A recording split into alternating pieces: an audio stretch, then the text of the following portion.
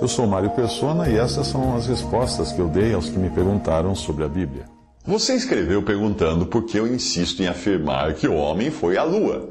Bom, eu não me lembro de ter parecido algum promotor de viagens espaciais, assim, fazendo propaganda. Vamos à Lua, o homem foi à Lua. Mas eu devo sim ter tocado no assunto de passagem em outros textos e vídeos, quando estava falando de outras coisas.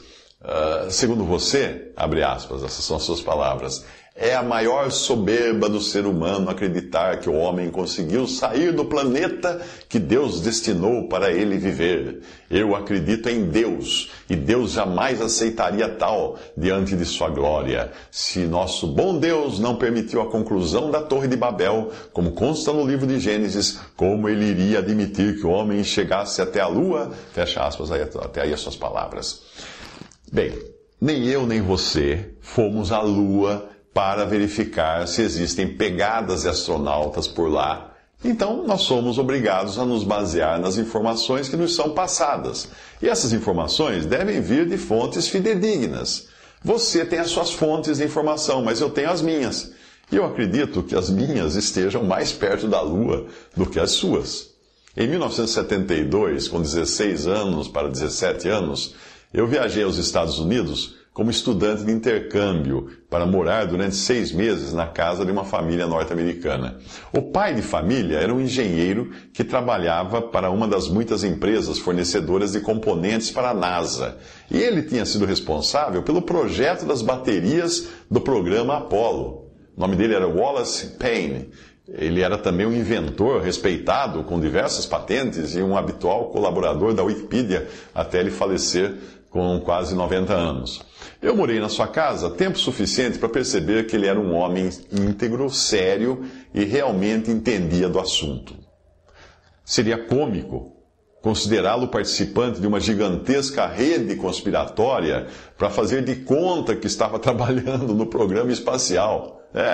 A biblioteca que ele tinha na casa dele de livros e revistas de astronáutica, de construção de foguetes, de viagens espaciais, me deixava encantado. Em dezembro de 1972, o programa Apollo seria encerrado com o voo da Apollo 17.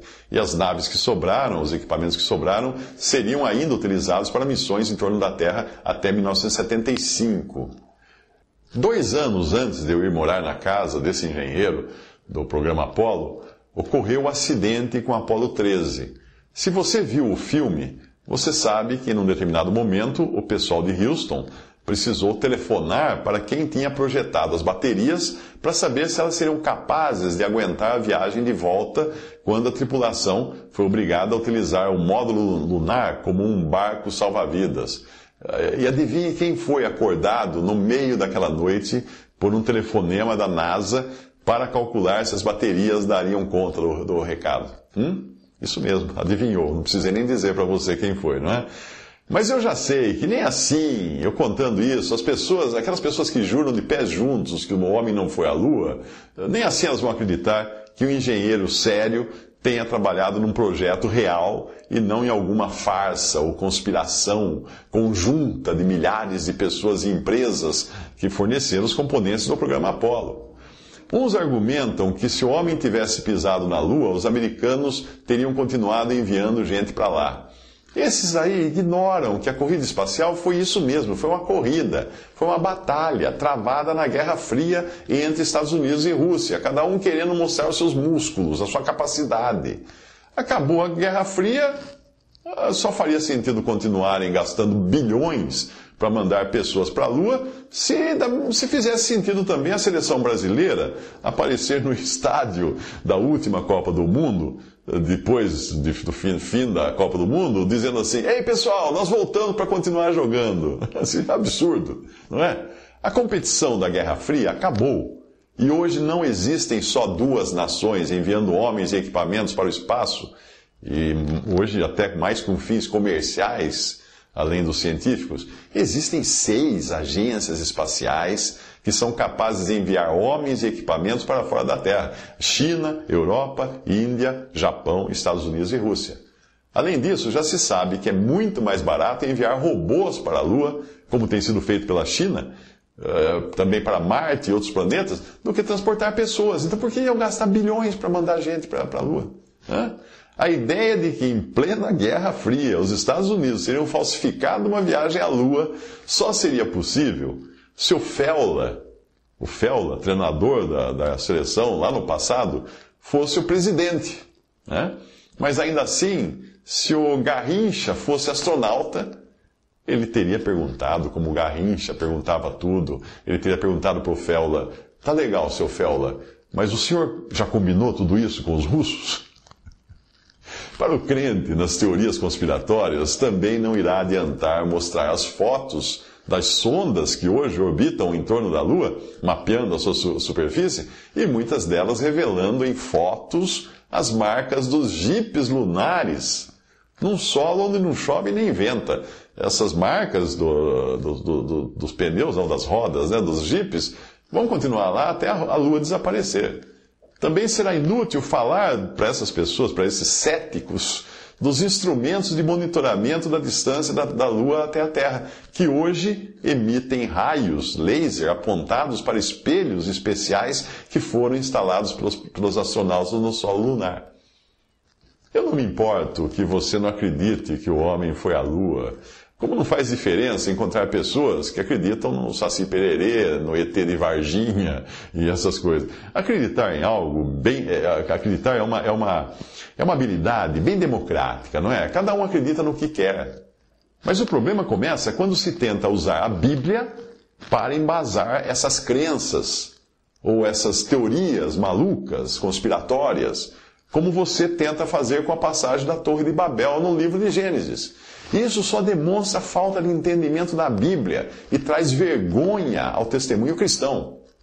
Porque os incrédulos zombam de cristãos que falam essas coisas, por causa disso.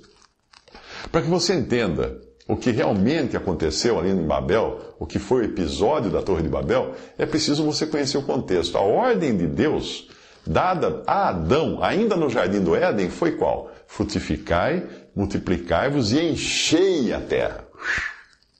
Gênesis 1, 28. Deus repetiria a mesma ordem a Noé quando saiu da arca. Abençoou Deus a Noé e a seus filhos e disse-lhes: frutificai, multiplicai-vos e enchei a terra. Gênesis 9, 1. Na contramão da ordem dada por Deus, os homens decidiram se concentrar num só lugar, construindo uma cidade e uma torre como sinal de unidade. Veja qual foi a razão da construção da torre. Edifiquemos nós uma cidade e uma torre cujo cume toque nos céus, e façamo-nos um nome, para que não sejamos espalhados sobre a face de toda a terra. Gênesis 1, 11, versículo 4. Ou seja, eles estão desafiando a Deus ali. Deus falou: espalhem-se por toda a terra. Eles falam assim: para a gente não ser espalhado, vamos fazer essa torre, para que ela toque nos céus. A ideia de que Deus confundiu as línguas porque eles queriam viajar ao espaço, subindo de degrau em degrau numa torre, é simplesmente absurda. A confusão de línguas foi para acabar com a unidade deles na sua rebelião contra Deus. Se eles quisessem atingir fisicamente o céu, nunca teriam construído uma torre em um vale na terra de Sinar. Gênesis 11, 2. Teriam procurado a mais alta montanha na região, e não faltam montanhas altíssimas na região. E se Deus barrasse outros empreendimentos semelhantes só por serem altos, não haveria no mundo nenhum arranha-céus. Curiosamente é esse o nome que damos aos prédios altos, arranha-céus. Eu acho então que a Torre de Babel foi o primeiro edifício chamado arranha-céus. A torre que possa tocar nos céus. Se fosse proibido por Deus nós sairmos da terra, nós não viajaríamos de avião. Nós não nascemos com asas, com penas para voarmos. Então teríamos que andar aqui. Se valesse o argumento daqueles que usam o Salmo para argumentar que os céus são os céus do Senhor, mas a terra a Deus, filhos dos homens, Salmo 115, 16, ninguém mais viajaria de avião. Enquanto você continua acreditando nessa suposta conspiração da NASA, que teve detalhes como o dos controladores de voo ligando para um engenheiro no meio da noite para pedir que calculasse a carga das baterias Enquanto você fica meditando nessas coisas que eu falei para você, eu vou deixar um excelente texto de L. M. Grant sobre a Torre de Babel e tudo o que ela significa. Eu sugiro que você pare de usar a Bíblia para fundamentar essas crenças absurdas, essas teorias conspiratórias, para não estorvar a evangelização. Porque isso que você e outros fazem levam todo incrédulo a achar que crente é um esquisito, um idiota, um ignorante, bizarro, adepto de ideias medievais quando o assunto é ciência. Procure também descobrir quantos astronautas são cristãos, inclusive dos que pisaram na Lua. Tem essa informação na internet, procure. Procure e você vai descobrir. Mas vamos ao texto de L. M. Grant, Babel, a cidade e a torre. Até este momento, Gênesis 11, havia apenas um idioma. No mundo de hoje, os homens desejam ter essa vantagem, mas Deus é mais sábio que os homens. Os homens desejam isto pela mesma razão que levou Deus a impor várias línguas sobre eles. Eles estão infectados pelo orgulho de desejarem se unir independentemente de Deus, de modo a ter uma grande civilização. Eles viajaram do Oriente, literalmente, do nascer do sol. Isto é surpreendentemente típico do homem, virar as costas para a promessa da vinda de Cristo, que é o sol da justiça, o qual cura trará nas suas asas, como fala Malaquias 4:2. Tendo se esquecido da promessa de Deus, eles querem construir uma civilização sólida e unida para si mesmos. Eles deixaram as montanhas e desceram para a circunstância mais fácil da planície, onde não são exigidos o mesmo exercício e resistência. Em vez de confiar em Deus, eles são movidos pelo que parece ser a sua vantagem temporal. Eles percebem que há força na unidade, mas não buscam unidade como em sujeição a Deus. Na planície, é claro, não encontraram nenhuma pedra para construir, então fizeram tijolos do barro disponível. E foi-lhes o tijolo por pedra e o betume por cal. Gênesis 11:3. O Senhor chama atenção para o fato dessas substituições, porque Ele, o Senhor, constrói com pedras vivas, 2 Pedro 2:5. Isso é um tipo dos crentes que são obra de Deus, não das mãos dos homens. E Ele, o Senhor, usa a argamassa do Espírito Santo de Deus para uni-los. É claro que o tijolo não dura como a pedra, pois o tijolo é feito pelo homem. Assentar tijolos é muito mais simples do que a alvenaria de pedra, porque os tijolos são todos fabricados no mesmo molde. As pessoas que são meramente convertidas ao homem são moldadas pelo ensino particular daqueles homens. Façamos tijolos e queimemo-los bem. Significa que são diligentemente treinados ao longo daquela única linha e facilmente encaixados porque as suas visões são idênticas. Mas Deus constrói com pedra. Um canteiro, ou cantel, que é o profissional que constrói com pedras, deve ter muito mais habilidade do que aquele que assenta uma camada de tijolos, pois ele deve pegar pedras de várias formas e tamanhos e encaixá-las. Deus converte almas de origens, culturas e convicções totalmente diferentes, e assim trabalha nas suas almas para produzir uma unidade espiritual vital entre elas, que é muito mais forte do que qualquer unidade planejada pelo homem, porque esses que Deus constrói são ligados pelo Espírito vivo de Deus. Isso é unidade na diversidade, porque cada um conserva o seu caráter, a sua utilidade distintivas, seus pontos de vista não são idênticos, mas o poder vivo do Espírito de Deus supera tais diferenças, unindo-os em um vínculo de unidade espiritual genuína. A Babel desse capítulo é típica da Babilônia do Novo Testamento, em Apocalipse 17, de 1 a 18, e Apocalipse 18, de 1 a 24, que é um grande sistema religioso criado pelos homens, apesar de afirmar que é a igreja. Os homens, nesse capítulo, têm grandes aspirações. Primeiro, edifiquemos nós uma cidade, no versículo 4. É o egoísmo humano que deseja uma cidade, um grande empreendimento do qual eles possam se orgulhar. Abraão tinha um caráter diferente. Ele esperava a cidade que tem fundamentos, da qual o artífice e construtor é Deus. Hebreus 11:10. A fé pode esperar que Deus realize o que é de valor duradouro. A sua cidade a cidade de Deus, será de absoluta pureza, Apocalipse 21, 18, em contraste com a intriga, violência e corrupção que são características das cidades dos homens. Eles propõem então também uma torre cujo cume toque nos céus. Este é um grande centro que se destacará acima de tudo, um símbolo de seu orgulho. Mas o centro da Igreja de Deus é o Senhor Jesus Cristo, que foi feito mais sublime do que os céus. Hebreus 7, 26. Os céus falam de domínio e autoridade em Daniel 4, 26. E o homem gostaria de tomar essa autoridade em suas próprias mãos incapazes. Mas o Senhor Jesus é exaltado acima de todo principado e poder e potestade e domínio e de todo nome que se nomeia. Efésios 1, de 20 a 21. O verdadeiro objetivo desses construtores de Babel, esses construtores ambiciosos, é expresso claramente nas suas palavras: façamos-nos um nome. Façamos um nome para nós mesmos. Eles querem um grande nome para si mesmos, mas o único a quem Deus dá um grande nome é o Senhor Jesus Cristo.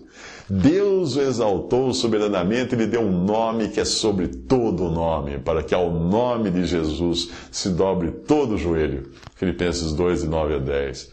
Quão maravilhoso é, portanto, o privilégio da Assembleia do Deus vivo a ser reunida em seu nome. Mateus 18, 20. Aqueles lá consideraram o seu edifício como meio de impedi-los de serem espalhados pela terra. Mas eles acabaram com seus próprios fins, pois por causa disso, Deus os espalhou. Ele desceu para ver a cidade e a torre que os filhos dos homens edificavam, no versículo 5. É claro que Deus podia ver isso sem descer, mas a sua vinda para baixo mostra a realidade do interesse que ele toma nos assuntos dos homens, insinuando que ele chega perto o suficiente para saber tudo o que está envolvido naquilo que os homens fazem. Ele vê que eles estão se aproveitando do fato de estarem unidos para executar seus esquemas ambiciosos em independência de Deus. Tendo começado a realizar tais coisas, nada os deteria de quaisquer projetos que pudessem conceber em suas mentes. Assim como nada restringiria os construtores da Torre de Babel, hoje nada poderia deter os líderes ambiciosos do mundo. As nações querem compartilhar sua tecnologia para que possam realizar mais que as gerações passadas em seus avanços na ciência, em todos os outros elementos da cultura humana. Eles trabalham duro para superar todas as dificuldades, as barreiras linguísticas e do preconceito nacional, mas Deus continua a trabalhar com essas mesmas coisas para frustrá-las. Fala-se constantemente de um governo mundial, mas a grande tribulação provará que isso é mera loucura. As nações não cooperarão entre si para tornar isso possível. Somente quando o Senhor Jesus assumir o seu trono, isso acontecerá, quando todos se submeterão a ele. O meio pelo qual Deus suspendeu esse grande empreendimento foi simples para Deus, mas seria um grande choque para eles quando viram as suas línguas confusas, no versículo 7. Uns se vendo de repente incapazes de entender outros e provavelmente pensando que os outros tinham perdido de repente a razão, ficado loucos. O mundo especula e argumenta sobre a origem das línguas, mas Deus resolveu a questão de maneira muito simples. Todas elas são resultado da grande sabedoria de Deus. Os de uma mesma língua seriam naturalmente reunidos e separados daqueles que falavam línguas diferentes. A sua cidade foi deixada inacabada e todos foram espalhados em todas as direções, no versículo 8. O nome Babel foi dado à cidade depois, mais tarde, e o seu nome significa confusão, por causa da confusão das línguas. O Império Babilônico surgiu bem depois, muito tempo depois disso, e muitas nações, inclusive Judá, tiveram que se curvar à autoridade do Império Babilônico, tipicamente se curvando para a vergonha da sua própria confusão por causa da desobediência a Deus. No Novo Testamento nós encontramos Babilônia, com sede em Roma, causando confusão nas fileiras da cristandade, e acabará sendo julgada na época da grande tribulação, como é mostrado em Apocalipse 17, de 1 a 18, e Apocalipse 18, de 1 a 24. Então, até aí, o texto que eu li, do que significa realmente Babel, a cidade e a torre. Esse texto escrito por L. M. Grant. Visite respondi.com.br. Adquira os livros ou baixe e-books. Visite 3minutos.net. Baixe o aplicativo.